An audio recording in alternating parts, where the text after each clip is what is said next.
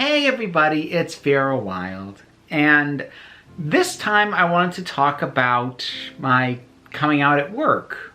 Sort of.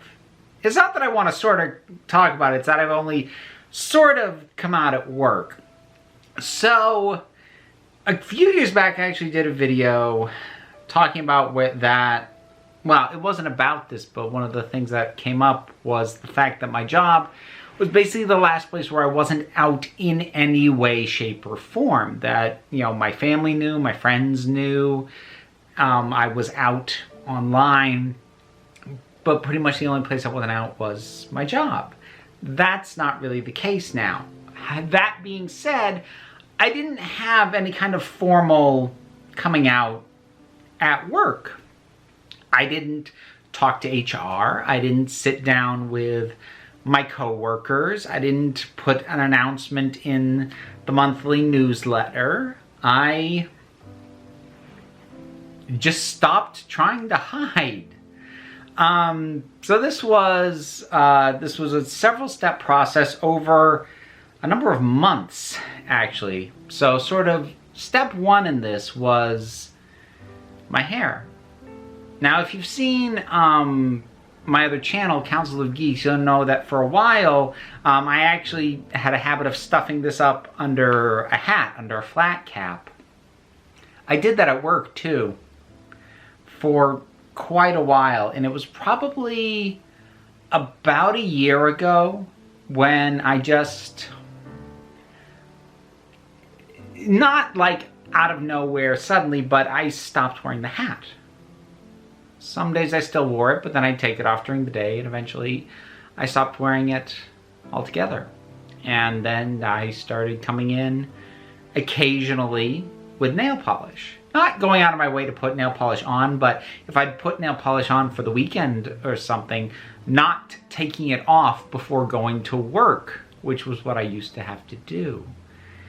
And then later on, as I started to get more defined breast development from initially the testosterone blockers, and then that sort of sped up now with the estrogen, I was doing things like wearing bulky sweaters in the colder weather to hide it, or even if I was wearing something that wasn't not quite bulky like that, getting a too small sports bra to sort of clamp it down a little bit.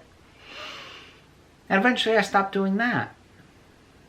And then on days where I woke up and I'm like, I'm in a decidedly feminine mode. I'm not leaning masculine, I'm not running neutral.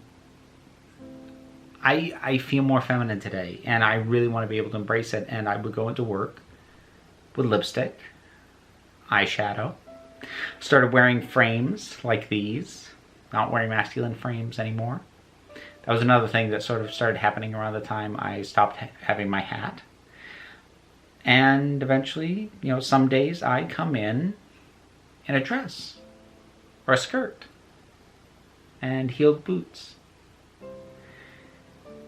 Now, the reaction to this has been interesting, because for the most part there's been no reaction.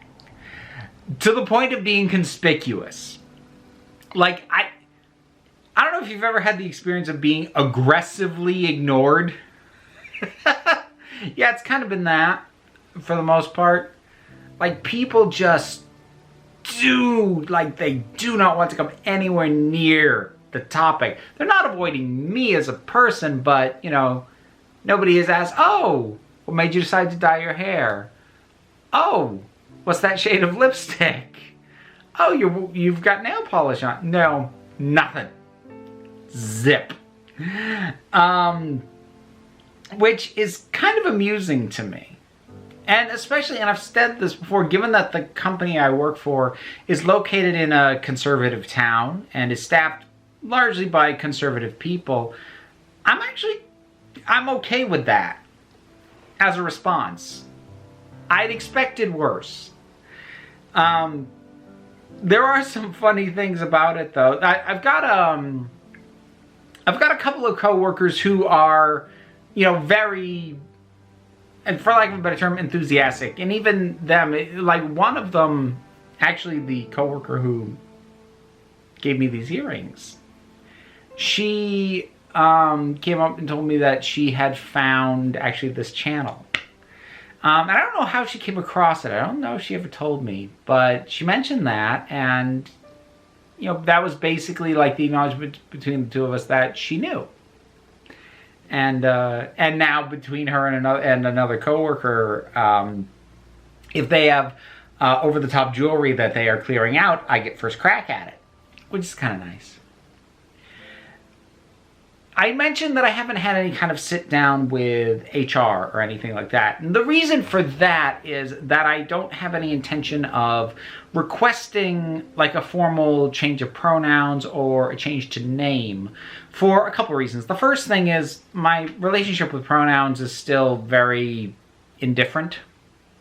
Like if I'm presenting fully feminine, I'd prefer female pronouns, and I will it's gone on enough in my life that I can pick up if someone's using pronouns to be a dick at me. Like if I'm presenting femme and they're going out of their way to really put their emphasis on he, like, yeah, no, I know. But as long as you're not doing that, I don't care for the most part. But the other thing is, if I ever make the decision to request, let's say for the sake of argument, female pronouns, which is not a complete impossibility. I mentioned in my video about going on estrogen that my default has kind of been leaning more feminine as time has gone on. But the other thing is, I might do another video talking about this, but I don't know if I've got a full video length out of it. But I don't know if I would want Vera to be the name that I would request. Because if I were to keep going by my birth name, which is Nathaniel, it would be very weird for me to hear that and associated with feminine pronouns. I could probably get used to it, but it would throw me off. And anything that would throw me off, I have to assume would really throw off other people. And I try not to, make it weird for other people, although there is something funny, and I'll stick a pin in that. I'll come back to it.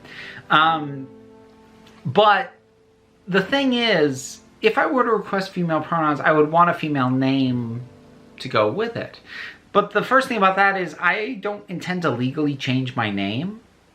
That said, I can request to be called something on the job or by friends or whatever, whether it's my legal name or not. But the reason I lean away from it being Vera is, while Vera is a name I cherish and I've used for a long time, it's also first and foremost a stage name. I chose Vera Wylde as a name that could work day to day, but would function as a performance name. And the bulk of my experience as presenting fully feminine, as presenting fully Vera, is very much rooted in performance. So for me to take a very day-to-day activity like a day job at an office and be called something that I'm only used to being called either in association with performing on a stage or by people who primarily associate me with that, I don't know. Something would be a little off about that. But I also don't know any other female name that I would want to be called. So that's its own thing. So like I said, no sit-downs with HR or my boss or anything else. That said, that pin we stuck. I found this amusing. So at my annual review, by this point I had,